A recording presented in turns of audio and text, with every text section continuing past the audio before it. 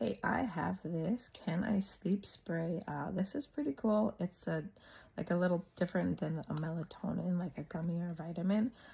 It is a spray, which is pretty cool. I haven't really ever seen this before, but I think it was awesome, so I wanted to try it. But yeah, it's super easy to use. They say to put about 8 sprays under your tongue, hold it for 15 seconds. That way it actually gets into your bloodstream quicker than like a vitamin or a pill or something like that. They say it gets into your system about 15 minutes rather than like up to an hour with those other ways.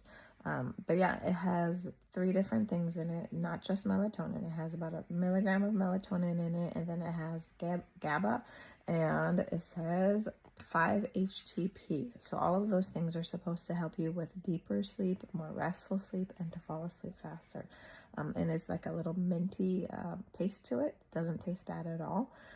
It's definitely worth checking out if you want some good deep sleep.